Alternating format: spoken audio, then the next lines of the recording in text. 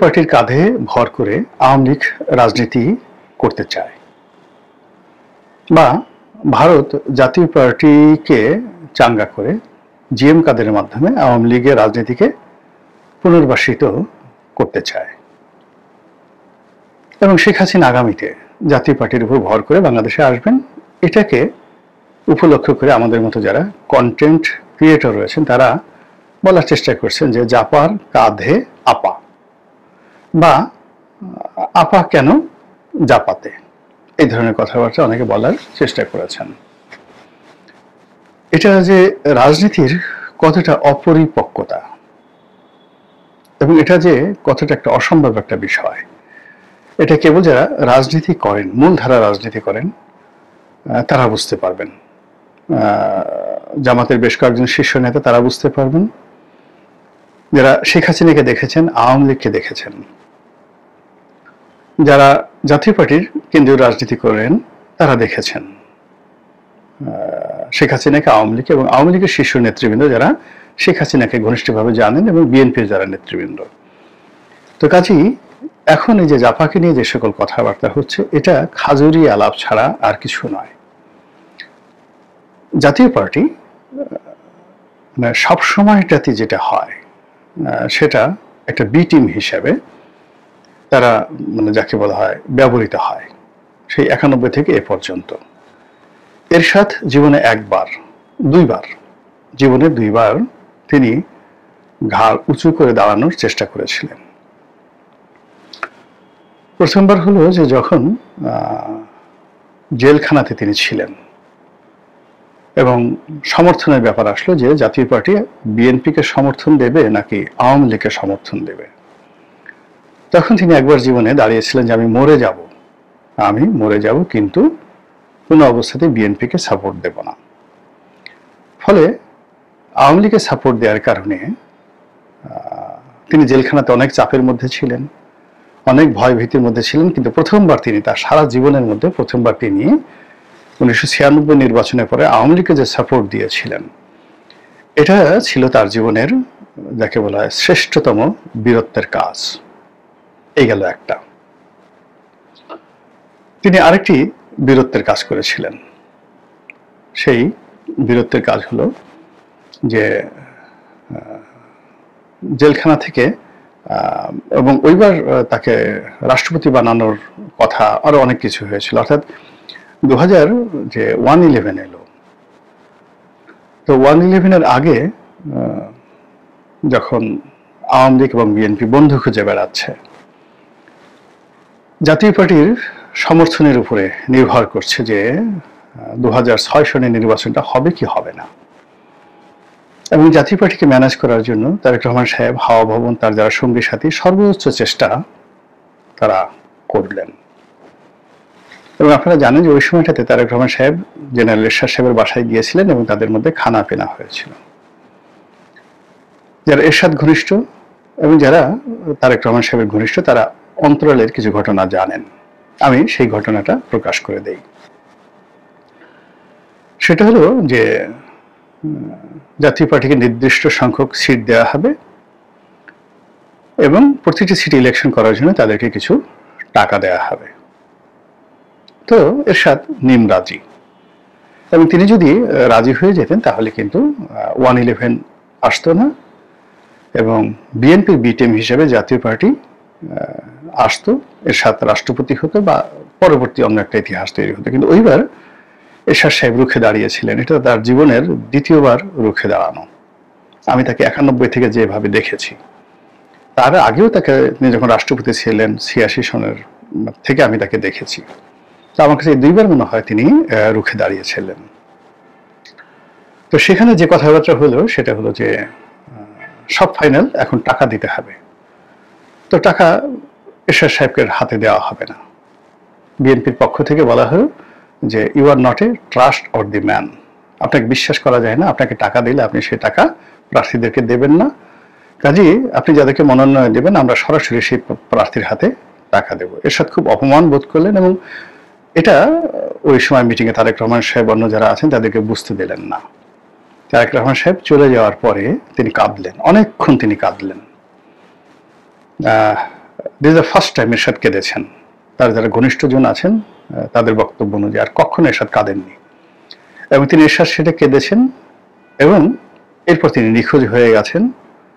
নিখোঁজ হয়ে এরপরে আওয়ামী লীগের মঞ্চে এসে, আপনারা মনে করেন যে পল্টন যে মঞ্চ হলো সেখানে কয়েকদিন পলাতক থেকে পল্টনের আওয়ামী লীগের মঞ্চে এসে তিনি আওয়ামী লীগকে সমর্থন দিলেন। এই দুইবার তিনি দাঁড়িয়েছেন।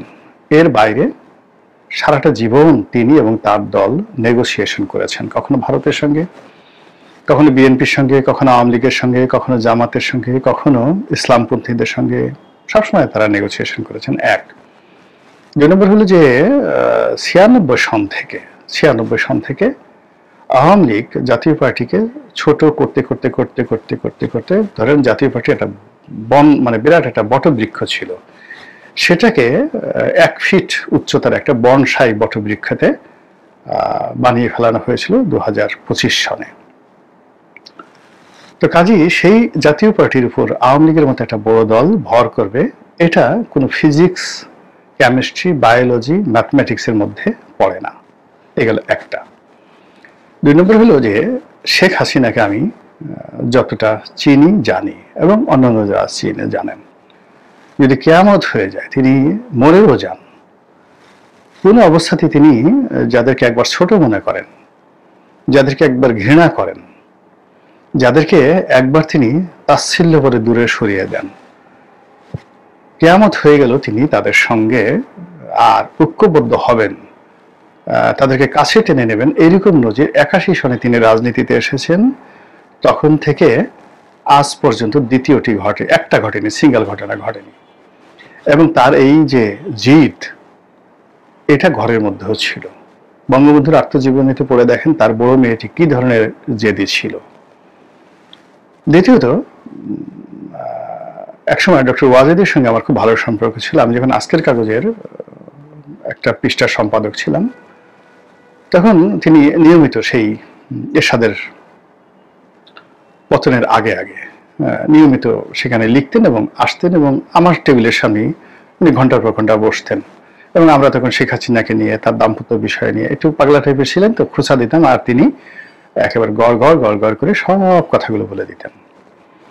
তো সেক্ষেত্রে যে শেখ হাসিনার যে জিদ, তার যে সাহস, তার যে শক্তি, তার স্বামীর মুখ থেকে যেটা শুনেছি, সেটা বিচার করলে, বিশ্লেষণ করলে তিনি মরে যাবেন। কবরের মধ্যে তাকে গুতিয়ে গুতিয়ে যদি আপনি হাতুড়ি দিয়ে পিটিয়ে পিটিয়ে মাটির মধ্যে ঢুকান আর অপশন দেন যে জিএম কাদেরের সঙ্গে আপনি ঐক্য করে জিএম কাদেরের অধীনস্থ হয়ে আপনি বাংলাদেশে আসবেন, তিনি বলবেন যে আমাকে হাতুড়ি দিয়ে পিটিয়ে পিটিয়ে মেরে ফেলো।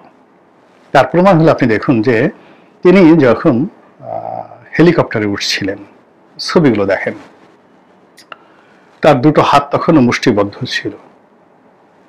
সারা বাংলাদেশ তিনি জানেন যে তছনছ হয়ে গেছে, এবং তিনি তার পরিবারের সব লোকদেরকে তিনি ঘরে বসে সুস্থ মস্তিষ্কে প্রত্যেকটা লোককে নিরাপদে, তার পরিবারের সবাইকে তিনি দেশের বাইরে পাঠিয়ে দিয়েছেন, তার সবাইকে, ইচ অ্যান্ড এভরিবডি, এবং তার বোনকে শুধু তার কাছে রেখেছেন যে তিনি জানেন যে তিনি নিরাপদে যেতে পারবেন।